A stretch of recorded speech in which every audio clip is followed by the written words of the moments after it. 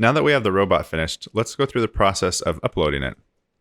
So first, we should open up the asset summary to see how much space we're taking up. And right now it's at 2.7 megabytes, which is definitely higher than we'd like. So let's see what we can do. Our scripts are quite small, just a kilobyte. The audio's already pretty compressed because they're M4As. The 3D objects, we just have the robot, which is 200 kilobytes, which is not too bad. But our textures, you can see up here, not great. That's where almost all of the space is taken up. And if we click up here, we can sort by size. So you can see these 3 default materials that we imported are quite large. Each of them is between 600 and 800 kilobytes. And earlier we turned on no compression, so let's turn that back off. And then check all these and do ping, max size.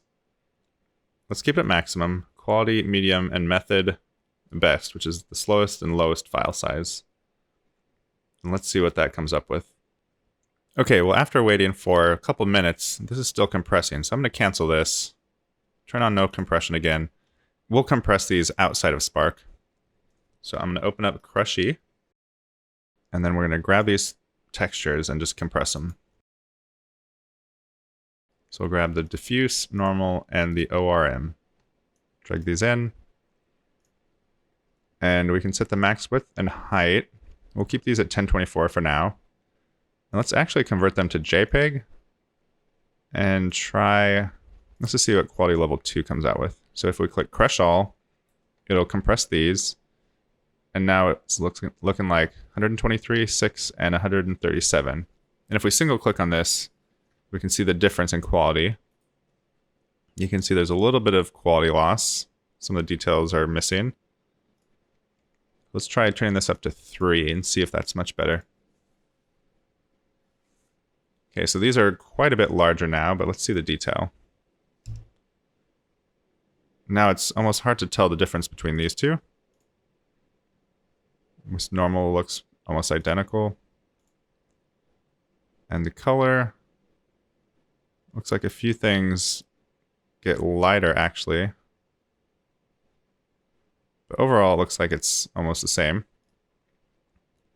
So I'm going to save all but add it in a new folder. Otherwise it would overwrite the original ones.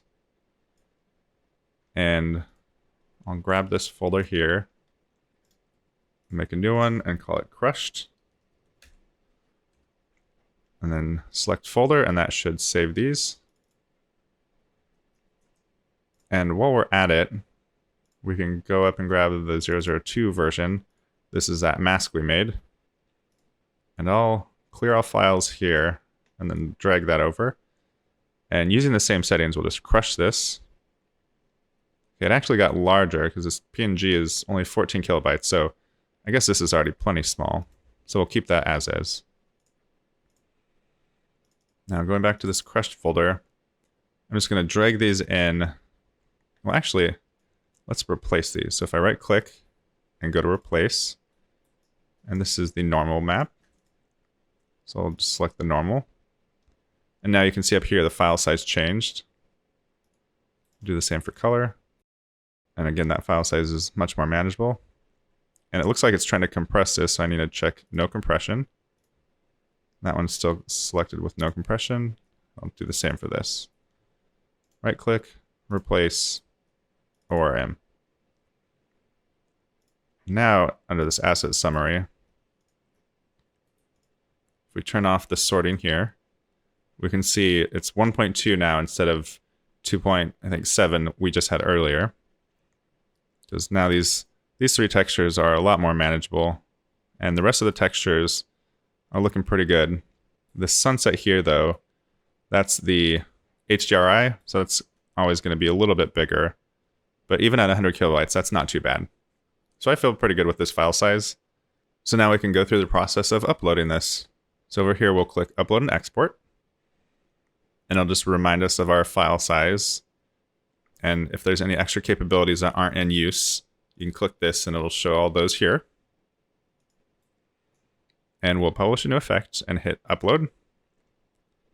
Now it's uploading to the Spark AR Hub. And when this is finished, it should open up Chrome. And we'll just go through and kind of fill this out real quick. We'll name it pip. And a new feature that they've just unrolled is this all platform upload. So before you would only be able to post to Instagram or Facebook, but now they've unified this, so it's all together, which is really nice. It'll be under My Account on all platforms, so Instagram and Facebook, and that looks good. It looks like Facebook is set to Instagram, which is confusing. Okay, I guess that's good now. And this will be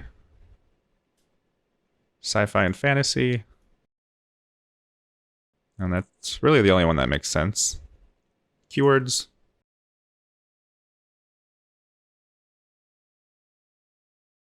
Now here we have to actually upload a video of us using it. I'm going to skip that for now because I haven't done that, and it's plenty easy to just record your own video. And then same with the icon. You'll have to create an icon here, which is just a PNG or a JPEG. And then you publish it as soon as possible. And instructions for the reviewer is just telling the actual Spark AR team what to look for in this filter. And if there's any specific things you want to call out, that's where you do it. And then when you have all that done and these uploaded, you could submit. Because I don't have these uploaded, I'll just save for now. And after you submit, you go to this sort of progress page, and it'll show you the estimated time until the filter is approved. And you can check back on that page and just see how the progress is going and see whether it's been accepted or rejected. And so that's pretty much it. That's how you upload.